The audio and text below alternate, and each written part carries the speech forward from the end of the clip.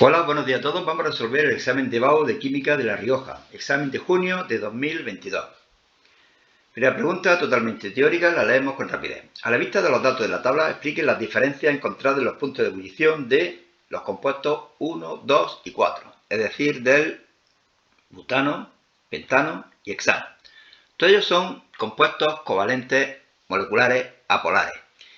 Y cuanto mayor sea el volumen de la molécula, en este caso sería el hexano, mayor será la fuerza de Van der Waals y por lo tanto mayor tendrán los puntos de ebullición. Bueno, aquí vienen explicadas las respuestas, son totalmente teóricas, las comentamos muy breve. ¿Cómo esperaría que fuese la temperatura de ebullición del compuesto dietiléter en comparación con la del compuesto 5? El compuesto 5, como veis, es el bután 1-ol. Pues evidentemente será menor a la del dietiléter, puesto que no es un compuesto polar. El bután 1-ol es polar y además presenta puentes de hidrógeno. C. ¿Cómo esperaría que fuese la temperatura de ebullición del compuesto etano en comparación con el compuesto de fluormetano?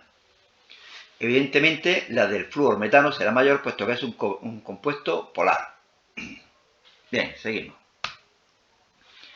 En medio básico, el dióxido de cloro se transforma en iones clorato y clorito. Escribe la reacción que tiene lugar y ajuste mediante el método del ion-electrón. Identifique el agente oxidante y el reductor. Fijaros que el dióxido de cloro se transforma en clorato y también en clorito, es decir, está actuando como reductor y como oxidante. La oxidación se cede un electrón, en la reducción se capta un electrón. Recordar que para ajustar el medio básico, la diferencia de oxígeno, fijaros que aquí es 1, entre 2 y 3 es 1, ponemos el doble de moléculas de iones hidroxilo. ¿De acuerdo? Y luego lo compensamos con agua. Sumamos y esta sería la reacción ajustada. Por lo tanto, ¿cuál es el oxidante y el reductor? La misma sustancia, el dióxido de cloro.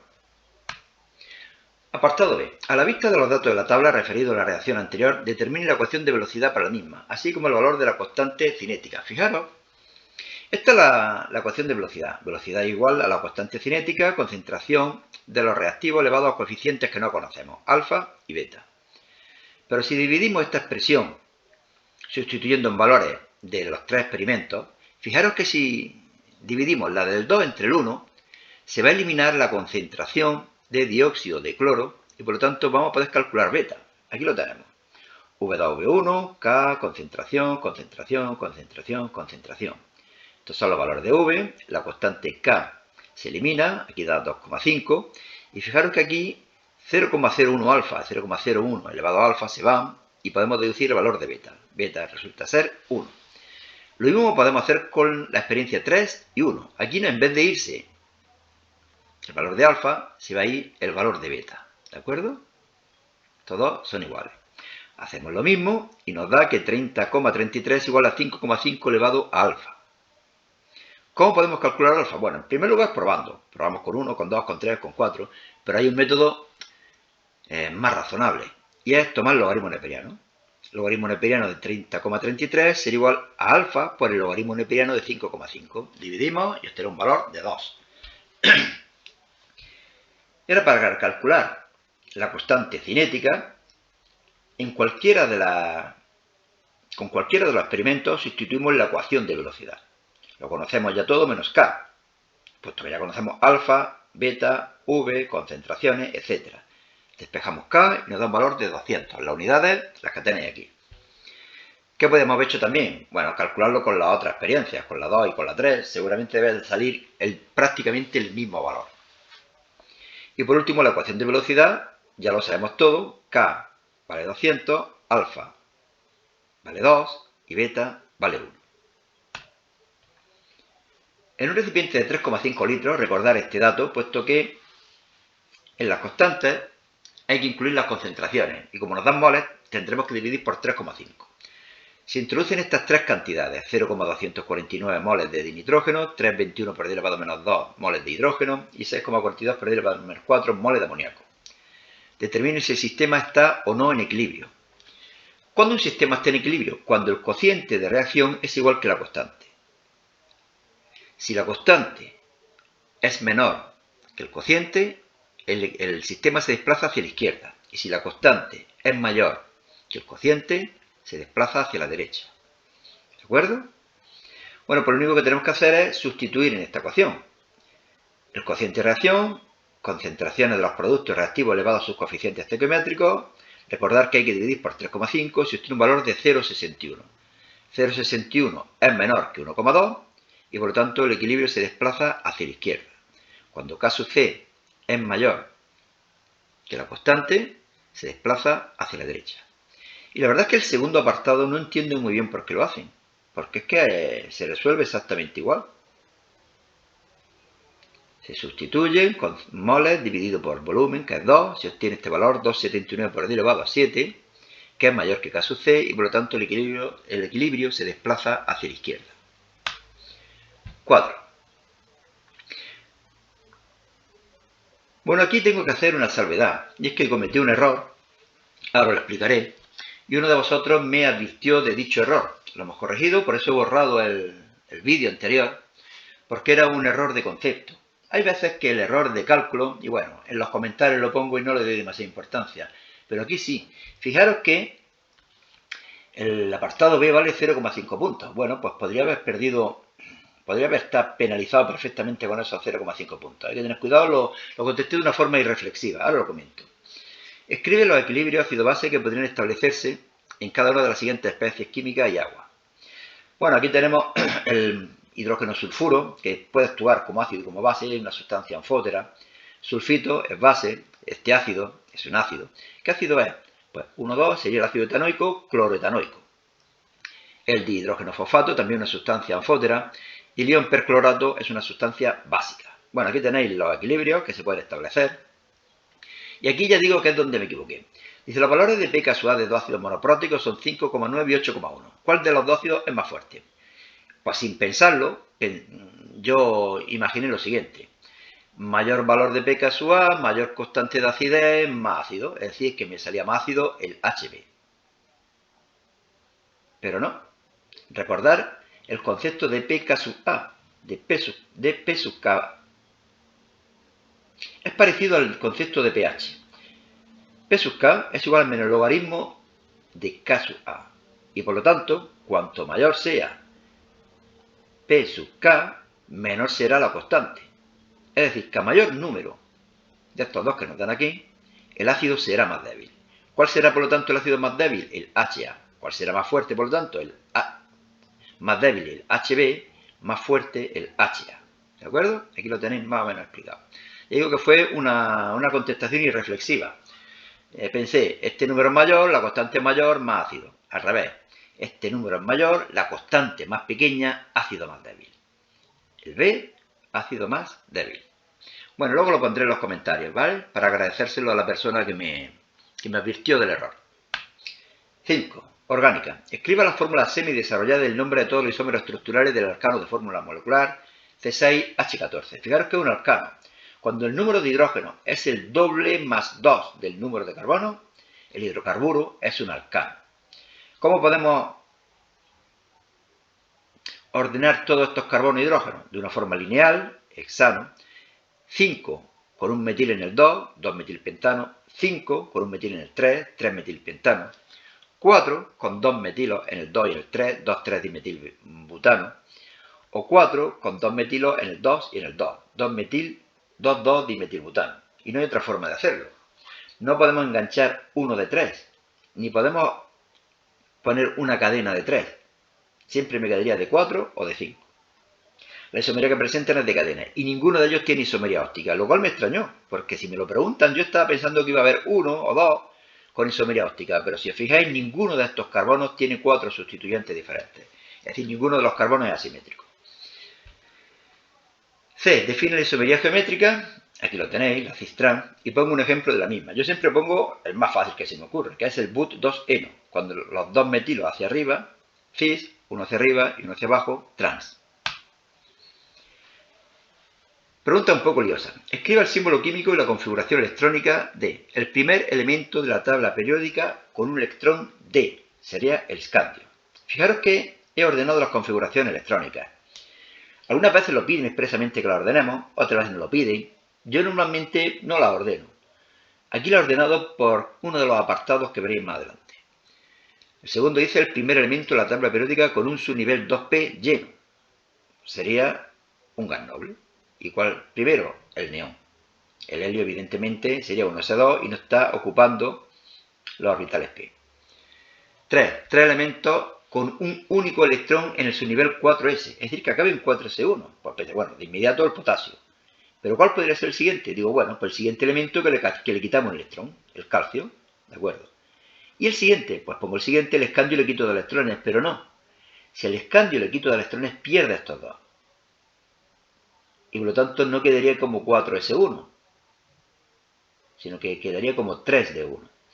Bueno, la otra opción es coger un elemento con un electrón menos y añadirle un electrón. El argón negativo tendría la misma configuración. Serían isoelectrónicos estas tres especies electrónicas, especies químicas.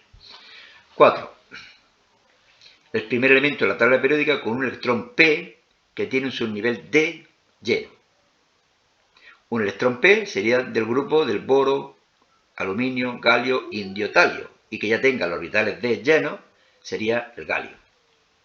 Fijaros que aquí tenemos el 3D10. Y 5. El primer elemento de la tabla periódica posterior al criptón que tiene 2 electrones en un subnivel P. 2 electrones en un subnivel P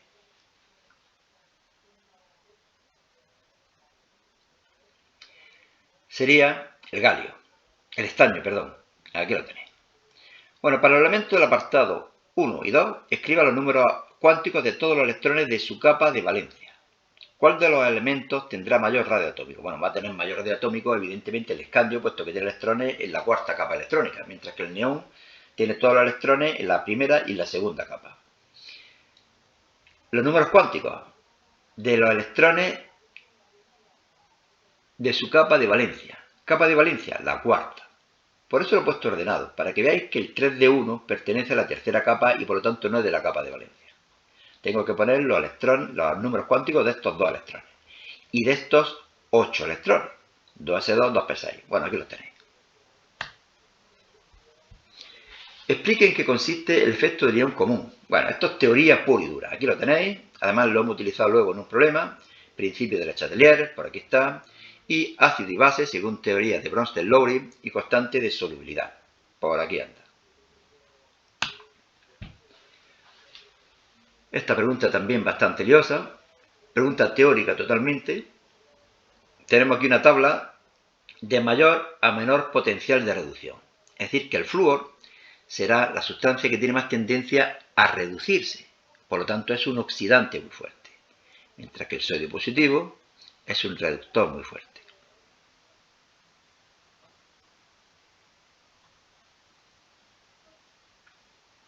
¿Cuáles serán espontáneas de todas estas reacciones? Aquellas que tengan un potencial normal de reducción positivo. Es decir, aquellas en el cual el reductor, el que se reduce, mejor dicho, el zinc positivo, va a estar más arriba que el plomo, que es el que se oxida. Pero en este caso no ocurre así. Fijaros que el zinc está aquí, mientras que el plomo está más arriba. Por lo tanto, no va a producirse esta reacción espontáneamente. Tiene que estar el que se reduce más arriba que el que se oxida. ¿Dónde ocurre esto? En las reacciones 2, 3 y 4. La 5, evidentemente, fijaros que todos podríamos adivinar que no. El cobre positivo no reacciona con la plata. La plata tiende a quedarse como plata. Por ello es un metal noble, no tiende a oxidarse. Por lo tanto, esta reacción no se produce. Bueno, y apartado B. Dice, de entre todos los cationes de la tabla, indique cuál tiene mayor y cuál menor poder oxidante. La plata positiva tiene mucha tendencia a reducirse oxidando al reductor. Es por lo tanto el más oxidante. El sodio positivo tiene poca tendencia a reducirse, es el menos oxidante. El flúor tiene mucha tendencia a reducirse. El flúor negativo, el fluoruro, tendrá poca tendencia a oxidarse. Será por lo tanto el peor reductor. Por la misma razón, el bromo negativo será el mejor reductor. El halógeno más oxidante, el flúor. El metal más reductor, el sodio. Bueno, como veis, bastante lioso. 9. Determine si aparece precipitado o no al mezclar 40 ml de disolución acuosa de nitrato de plata, y elevado a menos 3 molar, con 160 ml de disolución acuosa de cloruro de sodio, 5 por 10 elevado a menos 3 molar. Bueno, este es el equilibrio que se debe establecer. Se produce el cloruro de plata sólido que se disocia en plata positivo y cloro negativo. Vamos a ver si se produce la precipitación o no. ¿De qué va a depender? De que el producto de las concentraciones de los iones sea mayor que el producto que la constante de solubilidad. Calculamos la concentración de plata, número de moles, dividimos por el volumen. Ahora el volumen final será 0,2 litros, los 200 mililitros, que resulta de sumar 40 más 160. Concentración de plata, 2 por 10 elevado menos 4. Concentración de cloruro, 0,004, lo que es lo mismo 4 por 10 elevado menos 3. Multiplicamos los iones y como es mayor que la constante, sí se produce la precipitación. Seguimos. Vamos a calcular el número de moles iniciales de plata positivo. 4 por 10 elevado menos 5. Molaridad por volumen. Vamos a calcular también el número inicial de iones cloruro. Molaridad por volumen, 8 por 10 elevado menos 4. Pero como para formar el cloruro de plata hacen falta los dos iones, se producirá la cantidad más pequeña de estos dos. Yo siempre pongo el ejemplo que cuántos coches se pueden formar con un volante y 10.000 millones de ruedas. Pues un coche, porque siempre la cantidad más pequeña estequiométricamente es la que nos indica la cantidad que se va a formar del compuesto. Aquí tenemos plata, 4 por 10 elevado menos 5, cloruro, 8 por 10 elevado menos 4, que es mayor, se produce la cantidad más pequeña. Bien, moles de cloruro de plata, 4 por 10 elevado menos 5, multiplicamos por la masa molar y se produce 5,74 por 10 elevado menos 3 gramos. Podremos pensar que parte de esto se va a disociar, y es cierto. Pero la cantidad es tan pequeña que se puede despreciar. Vamos a calcularlo. La presencia en la disolución de un exceso de iones cloruro, esto es lo que hay de más de iones cloruro. 8 por 10 elevado menos 4, menos 4 por 10 elevado menos 5. 7,6 por 10 elevado menos 4. Hace que la solubilidad del cloruro de plata sea menor de la esperada. La constante, que vale esto de aquí, sería igual concentración de plata por concentración de cloruro. Pero de cloruro es 7,6 por 10 elevado menos 4 moles dividido el volumen, que es 0,2. Nos da una solubilidad de 4,47 por 10 elevado menos 8 moles por litro. Fijaros que esta solubilidad es despreciable con respecto al número de moles que se había obtenido. ¿De acuerdo? Como veis, es 1000 veces inferior aproximadamente. Por lo tanto, podemos decir que la masa de precipitado es 5,74 por 10 elevado menos 3. ¿Cuál será la concentración de iones cloruro que queda en la disolución?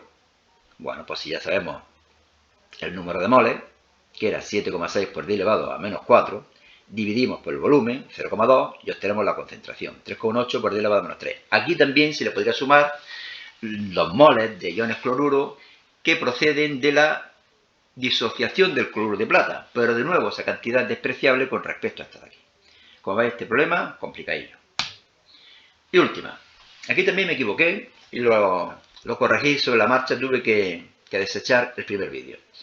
Dice, formule o nombre los siguientes compuestos, indique si alguno de ellos presenta isómeros ópticos, señale en su caso los carbonos quirales. Nos dan estas 5 sustancias, 1, 2, 3, 4, 5. Esta de aquí sería butil, etil, amina. La segunda, como veis, es una acetona de 6 carbonos, por lo tanto una hexanona. El grupo carbonilo en el carbono 3 sería por lo tanto hexan 3-ona y en el 4 hay un grupo metil, sería por lo tanto 4-metil hexan 3-ona. 3,5 dinitrofenol, es decir, el fenol en el 3 y en el 5, dos grupos nitro. Y este último de aquí es un aldehído, 1, 2, 3, en el 3 hay un grupo hidroxilo, sería por lo tanto el 3-hidroxibutaral. Bueno, pues aquí tenéis la respuesta. ¿Y qué es lo que hice?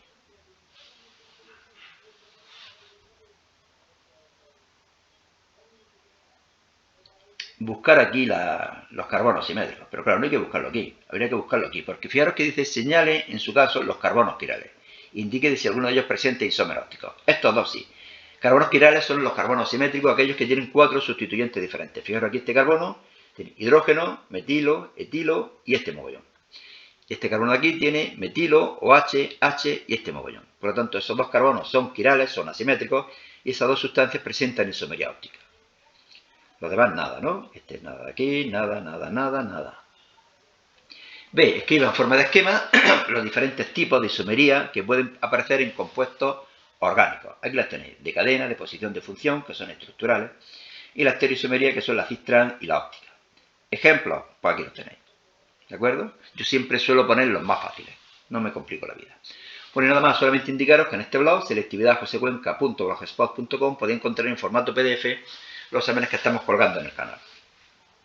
Y de nuevo, agradecer, creo que se llamaba Vicente, pero bueno, lo pondré en un comentario en el vídeo. Fue el que me hizo darme cuenta de que aquí